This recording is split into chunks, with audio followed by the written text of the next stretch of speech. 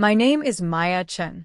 I'm 32 years old, and 2 hours into my own surprise birthday party, my best friend of 14 years stood up in front of 40 guests and played a recording of a private phone call between me and my husband, a call she had no legal right to record and had been secretly capturing for 6 months.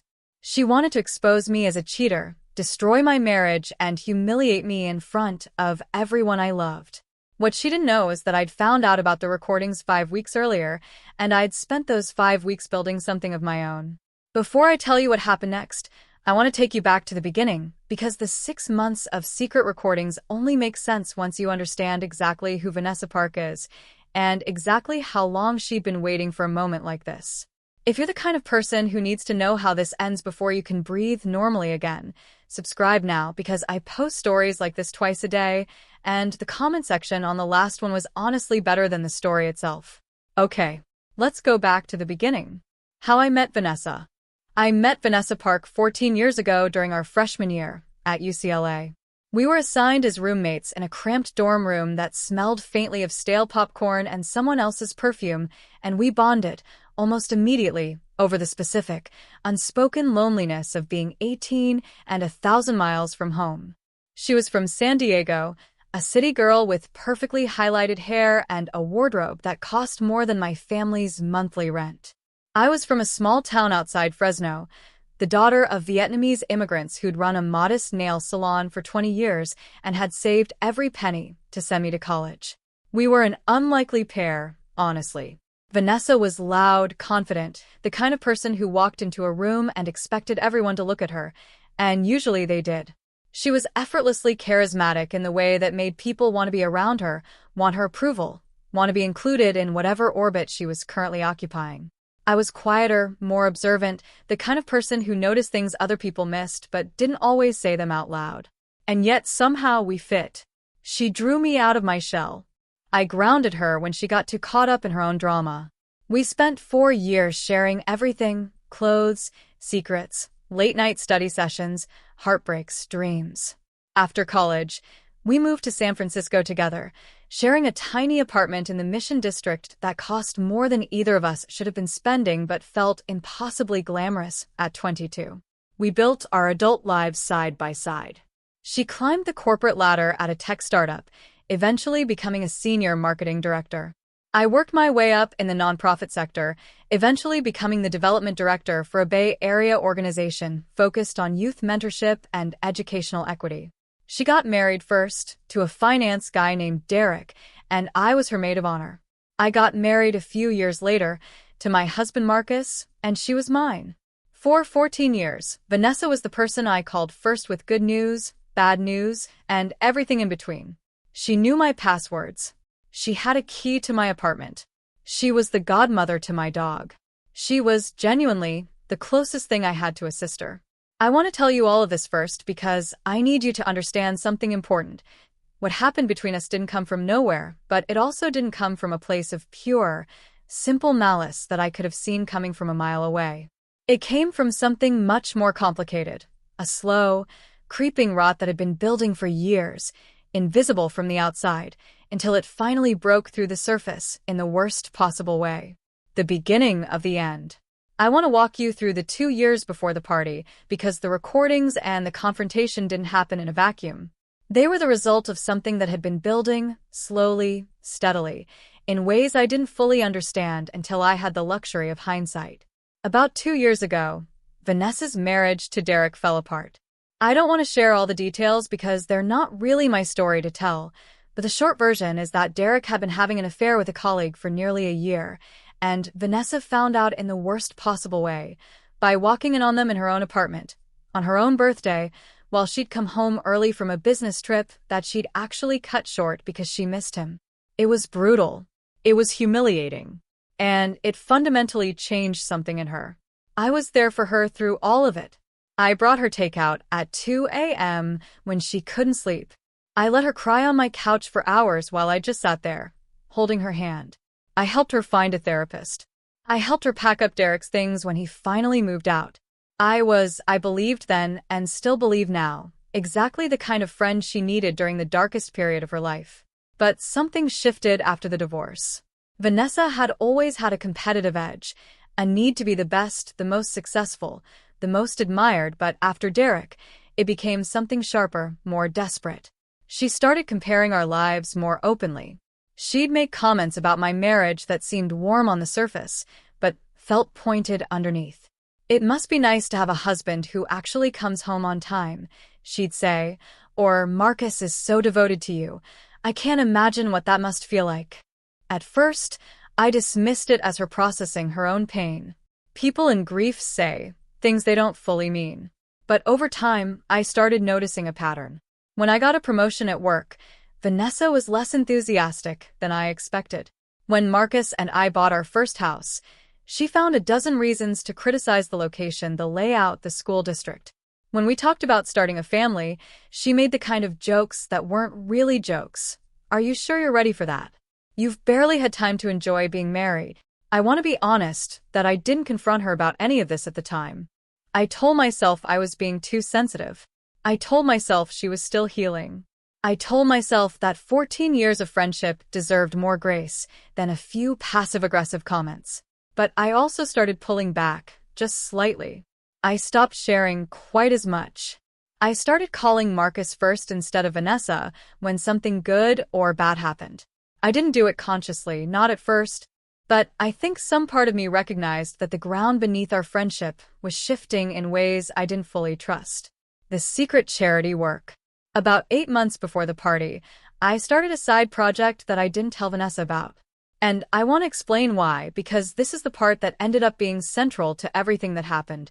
I'd been volunteering for years at a youth mentorship organization in Oakland, working with first-generation college students from underserved communities.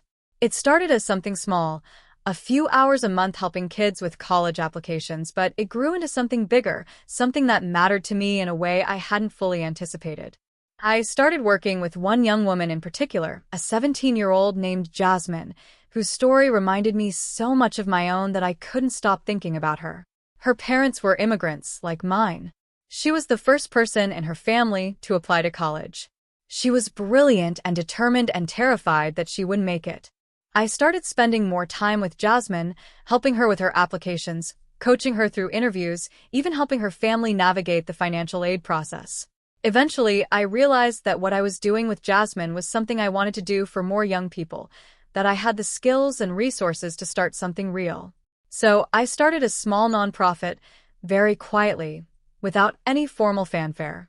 I called it Rise Academy, and the mission was simple: provide free college prep and mentorship to first-generation students in underserved communities. I didn't tell Vanessa about it because, honestly, I knew what she'd say. She'd roll her eyes and make some comment about how I was too generous for my own good or spreading myself too thin. She'd find a way to make it about how I was trying to be a better person than everyone else, or how I was performatively doing good. I'd heard those comments before on a smaller scale, when I'd volunteered for other causes. I didn't want to hear them about something that actually mattered to me, so I kept it quiet. I worked on Rise Academy mostly at night, after Marcus went to bed, or on weekends when Vanessa thought I was at the gym or running errands. I registered the nonprofit, found a small board of advisors, started raising money from a few close contacts who I knew wouldn't gossip about it. It was my thing, my private joy, and I didn't want Vanessa's shadow over it. The person who was actually having the affair. I need to tell you about the affair now, not mine, because there wasn't one, but Vanessa's. About 3 months before the party, I started noticing something strange. Vanessa was suddenly busy all the time, canceling plans at the last minute with flimsy excuses, deflecting when I asked questions about her social life. She'd mention a friend from work, named Ethan, in ways that felt slightly too casual, slightly too frequent. She'd get texts at odd hours and look at her phone with an expression I recognized, the specific, guarded face of someone who has something to hide. I didn't want to believe it at first. Vanessa had been so devastated by Derek's affair, had talked so passionately about never wanting to put anyone through what she'd gone through. But the evidence kept accumulating. The late nights, the defensive responses to simple questions, the way she'd quickly change the subject whenever I asked about her weekend plans. One night, about 2.5 months before the party, I saw her at a restaurant in the Mission with Ethan. They were in a corner booth, Clearly not just colleagues. The way she leaned into him, the way his hand rested on her knee, the way she laughed at something he said with a specific kind of delight that belongs to new romance. I almost walked over to say hello, but something stopped me. Some instinct told me to wait, to watch, to understand what I was actually seeing before I confronted her. I didn't confront her that night. I told myself I was giving her space, that she'd tell me when she was ready. But honestly, some part of me was hurt. 14 years of friendship, and she was hiding something this big from me. After everything I'd shared with her, everything I'd helped her through, she couldn't trust me with this? I started paying closer attention after that. I noticed the wedding ring she'd stopped wearing except when she was around people who'd known Derek. I noticed the way she'd mention Ethan in passing, testing the waters, seeing how I'd react. I noticed the guilt that flickered across her face sometimes when she looked at me, as if she was trying to decide whether to come clean or keep hiding. What I didn't know, what I wouldn't understand for weeks, was that Vanessa had convinced herself I was having an affair. I don't know exactly when she started believing it, probably around the time she started her own affair, projecting her guilt onto me. But somewhere in her mind, she'd constructed a narrative where my secret meetings, which were actually nonprofit meetings, and my private calls, which were actually with Jasmine and other Rise Academy kids, and my mysterious late nights, which were actually me working on grant applications, were all evidence of infidelity. She'd convinced herself that I was just like Derek, that I was betraying Marcus the way Derek had betrayed her. And once she believed that story, she started gathering evidence to prove it. The discovery. I found out about the recordings 5 weeks before the party, in a way that almost felt like the universe was trying to warn me. Vanessa had asked me to dog sit for her while she was on a work trip, which I later realized was actually a trip with Ethan. I was at her apartment, feeding her incredibly spoiled Pomeranian, when her iPad, which was connected to her phone, lit up with a notification from a call recording app I'd never seen before. I wasn't trying to snoop, I swear. But the notification was right there on the screen, and I saw my own name. I stared at it for a long moment, my brain trying to make sense of what I was seeing. Why would Vanessa have a recording of a call between me and Marcus? I'd never called her on that day. I remembered it, actually, because it was the night I'd been up late working on Rise Academy's first fundraising proposal, and I'd called Marcus from my office to tell him I was coming home later than expected. I sat down on her couch, the dog in my lap, and I scrolled through the notification history. There were dozens of them. Backups of recordings, organized by date, spanning nearly 6 months. All of them with mine and Marcus's names in the file titles. I spent the next hour going through her iPad more thoroughly than I'd ever intended to. I found the app itself, a call recording application that she'd apparently installed on her own phone and somehow configured to capture specific calls. Not all of them, but the ones between me and Marcus. And also, I realized as I scrolled further, between me and several other people. There were recordings of calls with my sister, with my mother, with Jasmine, the young woman I was mentoring. The app was syncing to a cloud account. The cloud account had a folder called Evidence. I don't remember driving home that night. I remember sitting in my car in Vanessa's parking lot for almost an hour, staring at the windshield, trying to process what I'd just discovered. My best friend of 14 years had been secretly recording my private conversations for 6 months. She had a folder labeled Evidence. She was building a case against me. The worst part, the part that actually made me feel sick, was that I had said things on those calls that I would never have said if I'd known Vanessa was listening. Nothing I was ashamed of, nothing that wasn't true, but private things. Vulnerable things. Things about my marriage, my fears, my complicated feelings about my mother, my anxiety about whether I'd be a good mother myself one day. Vanessa had recorded all of it. She had listened to all of it. She had cataloged it and labeled it and stored it in a folder called Evidence. What I did next. Marcus was home when I got back. I sat him down on the couch, the same couch where we'd had so many happy conversations, so many quiet nights, and I told him everything. He listened without interrupting, his face going through the same stages I'd gone through: confusion, disbelief, anger, and finally, a deep, quiet sadness. "Do you think she's planning to use them?" he asked. "Like, actually use them against you somehow?" "I think she already is," I said. "I think that's what the folder is." She's building something. I just don't know what yet. We talked for hours that night, trying to make sense of it. Why would Vanessa do this? What was she hoping to gain? Did she want to break us up? Did she want to humiliate me? Did she genuinely believe I was having an affair? Marcus, who's always been the calmer of the two of us, asked me something that changed everything. Is there anything in those calls that would actually be damaging if someone heard them? I thought about it. No, I said. Nothing I'm ashamed of. Nothing that's not true. But context matters. A conversation with my sister about whether I'm ready to have kids could be made to sound like I don't want children at all. A conversation with Jasmine about how I felt isolated in my marriage during a rough patch could be made to sound like I'm unhappy. She could edit things. She could take things out of context. So she could lie, Marcus said. She could use the recordings to tell a story that isn't true. Exactly. He was quiet for a moment. Then we need to be ready, he said. Whatever she's planning, we need to know what she has, and we need to have something of our own.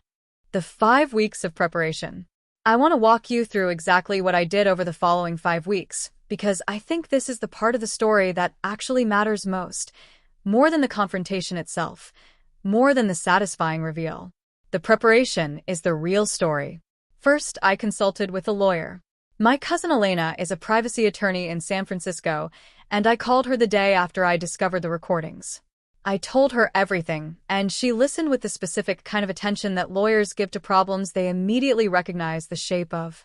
California, like Oregon, has all-party consent laws for recordings. Vanessa had been recording calls she wasn't even part of between 2 other people, without anyone's knowledge. That was illegal. It was a wiretapping violation under California Penal Code Section 632. She had committed a crime, multiple times, for months. But Elena also told me something I hadn't fully considered. The recordings themselves, while illegally obtained, weren't necessarily going to be legally admitted anywhere if Vanessa tried to use them.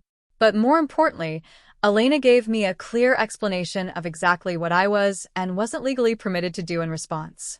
I could record my own conversations with Vanessa. As long as I was a participant, I only needed my own consent. I could gather evidence of her planning. I could protect myself, legally and strategically. So, I started recording my own conversations with Vanessa. Not all of them, but the ones where I could ask questions that would reveal what she was actually planning. Over the next several weeks, I asked careful, specific, seemingly innocuous questions about the party she was planning, about how she felt about my marriage, about whether she thought I was hiding anything from Marcus. I kept my voice warm, friendly, exactly as it had always been with her. I made sure she felt comfortable, felt like she was still in control, still had the upper hand. And she talked. She talked more than I expected her to. In one conversation, about 3 weeks before the party, she said something that made my blood run cold. I just think everyone deserves to know the truth, you know? Before it's too late. Before people make the wrong decisions based on a lie. What do you mean by that? I asked, my voice steady. Some people, she said, are really good at pretending they're something they're not. I think people deserve to know who they're actually dealing with, especially on their birthday. It's like a gift, almost. Finally knowing the truth. Are you talking about me, Vanessa? A long pause. Then, I'm talking about someone who's been lying to everyone for months. Someone who's been pretending to be a good person while doing terrible things behind everyone's back. Someone who made me believe one thing and then showed me something completely different. I asked her, directly, what I'd supposedly done. She didn't answer directly, but she said enough that I knew, with absolute certainty, that she believed I was having an affair. She'd constructed an entire narrative in her mind where my secret meetings and private calls were with a lover, not with a 17-year-old girl I was mentoring. I let her talk. I kept recording. And I started building something of my own. Building the case. Over those 5 weeks, I gathered everything I could. The documentation of Rise Academy, the nonprofit registration, the board meeting notes, the grant applications, the emails with Jasmine and the other students. I gathered evidence of my actual schedule, receipts from the coffee shops where I'd met with Jasmine, calendars showing my nonprofit meetings, text messages with Marcus confirming that I was working late, not having an affair. I also started gathering evidence of Vanessa's affair. I didn't want to use it as a weapon, exactly, but I wanted to be prepared. I took photos of her and Ethan together. I saved her texts that mentioned him in ways that were clearly romantic. I documented the times she'd lied to me about where she was and what she was doing. And I kept recording our conversations. I wanted, more than anything, to have a clear, undeniable record of her admitting, in her own words, exactly what she was planning to do at my party. I wanted to know, definitively, that she was going to try to humiliate me in front of everyone I loved. 3 days before the party, she called me to confirm the final details. She told me what time to show up, what to wear, how excited she was to celebrate me. And then she said something that I knew, in that moment, was the last piece of evidence I needed. "I have something special planned for your birthday," she said. "Something I think everyone will appreciate.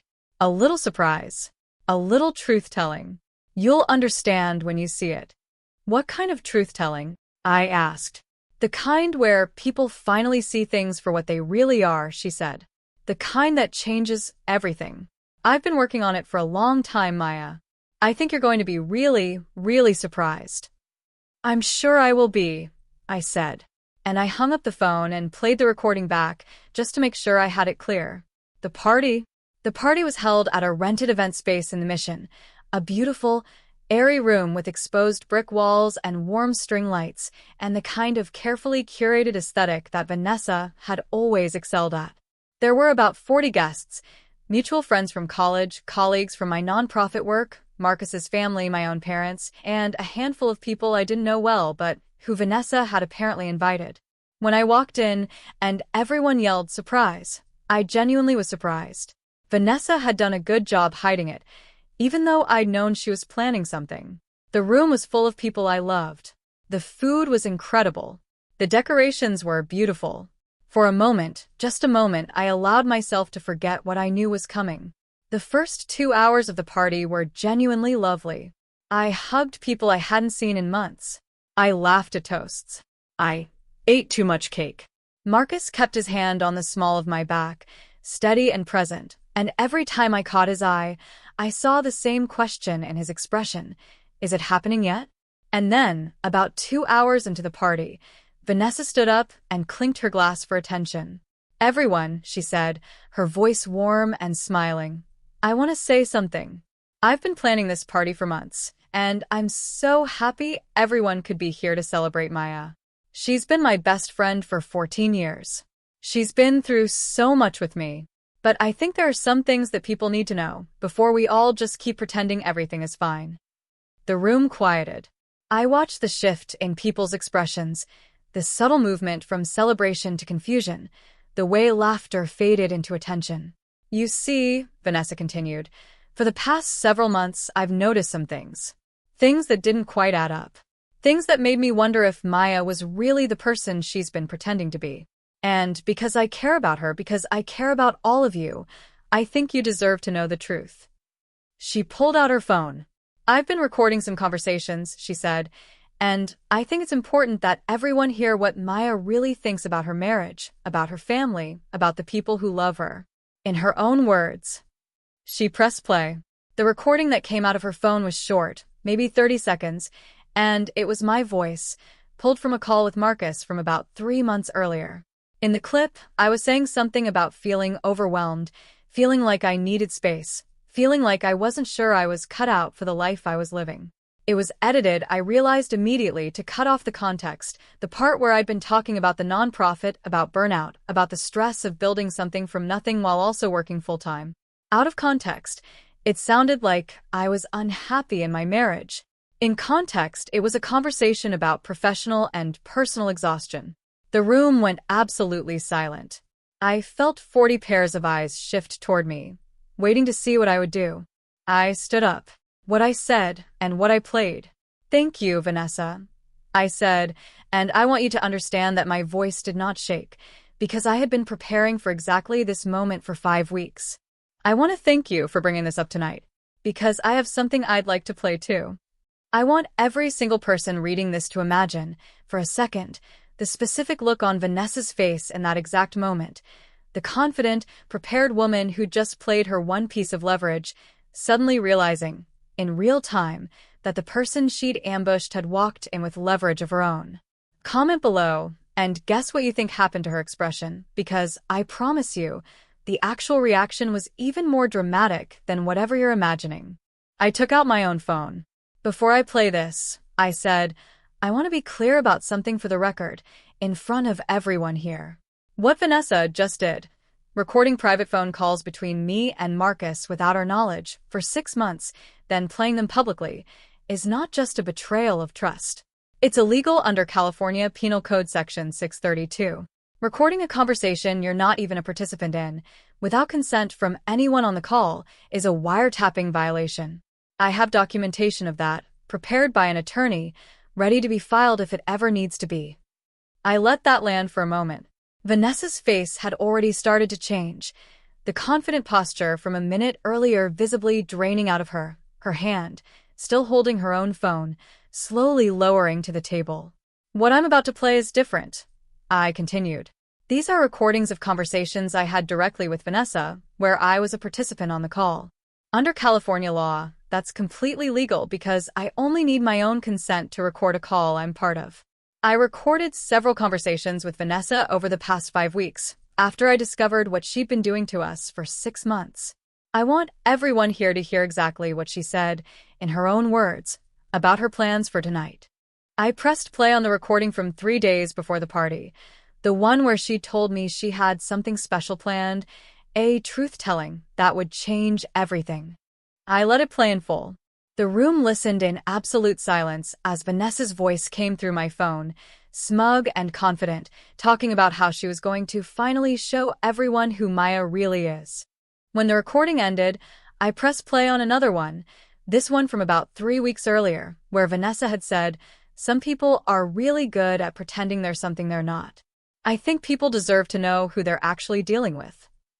And then I pressed play on the third recording, the one I'd been saving for last, where Vanessa had admitted, in a moment of vulnerability, that she'd been having an affair with Ethan for months. The recording captured her saying in her own voice, "I know I shouldn't be seeing him. I know what Derek did to me. But Ethan makes me feel something I haven't felt in years. I just wish I could tell Maya, but I don't know how she'd react." The room, if it had been silent before, became something closer to frozen. The aftermath. I want to describe the next few moments carefully because the texture of it matters. Vanessa's face went through the exact same transformation I'd watched happen to people in countless smaller confrontations across my life. Confidence, then confusion, then the specific, sinking recognition of someone realizing they have been completely, fundamentally outmaneuvered by a person they badly underestimated. Her mouth opened and closed several times, but nothing came out. Her hand was still holding her phone, but it was shaking now, and she set it down on the table, slowly, as if it was heavy. Marcus stood up beside me. He hadn't known until that exact moment that I was actually going to play the recordings. We'd discussed the possibility, prepared for it, but I told him I wanted to make the final call myself, depending on what Vanessa actually did. He put his hand briefly on my shoulder and then turned to address the room directly. "I want everyone to know," he said, "that everything Maya just said is true. I found out 5 weeks ago that Vanessa had secretly recorded 6 months of private calls between me and my wife. I've known about Maya's recordings of Vanessa for the past 5 weeks. We talked about this together extensively before deciding how to handle it. I love my wife. I trust my wife. And I am deeply, deeply sorry that Vanessa chose tonight, of all nights, to try to destroy that trust by lying about what's actually been going on." He turned to Vanessa. "Vanessa, I need you to understand something clearly. What you did was not protective. It wasn't love, even if some part of you genuinely believes it was. It was a violation of both of us, sustained for 6 months, and then weaponized publicly, in the cruelest possible way, in front of every person who matters to us. I need you to sit with that, because I'm not going to pretend, for your comfort, that what just happened was anything other than exactly what it was." My mother, who was sitting 2 tables away, stood up. She's a small woman, my mother, quiet and unassuming in most situations. But when she stood up that night, she commanded the room in a way I'd never seen before. Maya has been working on something, she said, her voice steady and clear. Something she didn't tell any of us about, because she didn't want to make it about herself. She's been building a nonprofit. A program for kids who need help getting into college. Kids like she was. Kids who don't have anyone else to help them. She's been doing it quietly, on her own time, while working a full-time job, while being a wife, while being a daughter, while being a friend. That's what she's been hiding. Not an affair. Not a betrayal. A kindness. She looked directly at Vanessa.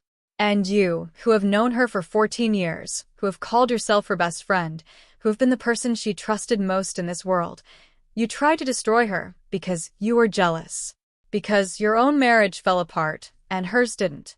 Because you couldn't stand to see her happy while you weren't. Because it was easier to believe she was cheating than to admit that you were the one who had changed. Where things are now. It's been 6 months since the party. Vanessa, and I don't speak anymore. I'd like to tell you that we had a healing conversation, that she apologized sincerely, that we found a way back to the friendship we once had. But the truth is more complicated. In the weeks after the party, Vanessa tried to reach out several times, texts, calls, even a letter sent to my apartment. She said she was sorry. She said she'd been in a bad place. She said she never meant to hurt me the way she did. But I also know, because I've heard from mutual friends, that she spent the first few weeks after the party telling anyone who would listen that I'd overreacted, that I'd taken things out of context, that I was punishing her for a mistake. It wasn't until she realized that most of our mutual friends weren't buying her version of events that she started to shift towards something resembling genuine remorse. But by then, the damage was done. I don't think I can ever trust her again. Not the way I once did. And I'm not sure I want to. I did, eventually, file a report with the police about the recordings. I didn't push for criminal charges. I didn't want to destroy her life, despite everything, but I wanted there to be a record. I wanted her to understand, clearly and permanently, that what she'd done wasn't just a mistake between friends. It was a crime. Rise Academy is doing well. We've officially launched with our first cohort of students, 12 young people from underserved communities, all of whom are now working on their college applications with the help of volunteer mentors I've recruited. Jasmine, the young woman I started working with before all of this happened, was accepted to UC Berkeley on a full scholarship. She called me 2 months ago, crying, thanking me for everything I'd done. She doesn't know the full story of what happened at my party, and I don't think she needs to. My friendship with Vanessa is over. But my marriage is stronger than it's ever been.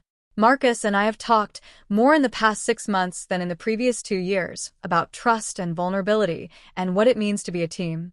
He told me once, in one of those conversations, that the moment he saw me stand up at that party and play my own recordings, he felt something shift, a recognition, deep and unshakable, that he had married someone who could handle anything, who would never be a victim, who would always find a way to rise. I think about that sometimes. About how the worst betrayal of my life also ended up being the clearest demonstration of who I actually am. I didn't break. I didn't crumble. I didn't let Vanessa's version of me become my reality. I stood up in front of 40 people, and I told the truth. The questions I keep coming back to. I want to leave you with a question I keep coming back to myself, because I genuinely want to know where you land on it. Do you think I made the right call, waiting and preparing instead of confronting Vanessa the very night I discovered the recordings? Or do you think 6 months of secret recordings deserved an immediate, furious response, rather than 5 weeks of careful, quiet strategy? I read every single comment, and I am consistently surprised by how differently people answer this. And one more thing I'll ask you before I go, because I think it's the question that actually sits underneath this entire story. Do you think Vanessa's 6 months of recording came from a twisted kind of love for me, love for Marcus, a genuine but misguided belief that she was protecting us from something? Or do you think calling it love, even a broken version of it, gives her too much credit for something that was, underneath everything, really about control? I go back and forth on this myself, even now, 6 months later, and I want to know where you land. That's my story. 6 months of secret recordings. 5 weeks of quiet preparation. One surprise birthday party where a woman who thought she held all the leverage in the room found out, in front of 40 guests, that she'd fundamentally underestimated the person she was trying to destroy. If you want more stories like this, subscribe right now. I post twice a day, every single day, and the next one is going to leave you just as stunned as this one did. See you there.